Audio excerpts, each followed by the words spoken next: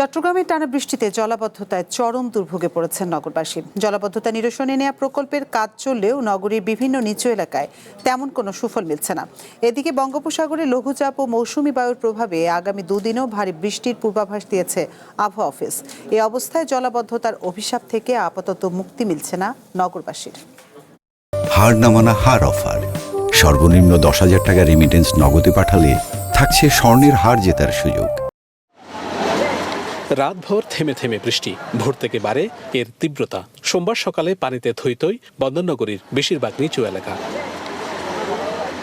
পানি নামতে না পেরে আগ্রাবাদ, হালিশহর, পাঁচলাইশ, চকবাজার সহ নগরীর গুরুত্বপূর্ণ এলাকায় জলাবদ্ধতা দেখা দেয়। ভোগান্তিতে পড়েন সাধারণ মানুষ। পানি আজকে প্রায় 5-7 বছর এই পানিটা যাচ্ছে না, অতএব জলাবদ্ধতা লেগেই আছে এখানে।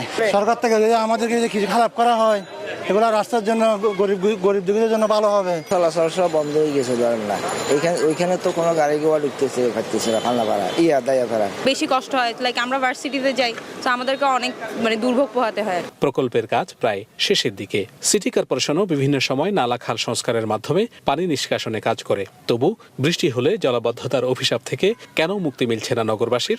ঝড়ার পরে এখন রাত্রে কিছু পানি হয়েছিল শুধু এর কারণে, এই যে আপনার জোয়ারের কারণে। হ্যাঁ, এখন পানি নেমে গেছে, হয়তো এখানে কিছু অল্প পরিমাণ পানি আছে। আমাদের পরিচ্ছন্ন কর্মীরা কাজ করতেছে এবং পাশাপাশি 34 ব্রিগেড ওনারও আছে। কোথায় পানি জমে আছে আমরা দেখভাল করতেছি। পতেঙ্গা আবহাওয়া অফিস জানায়, সোমবার সকাল 9টা পর্যন্ত 24 ঘন্টায় নগরীতে 189 মিলিমিটার বৃষ্টিপাত রেকর্ড করা হয়েছে।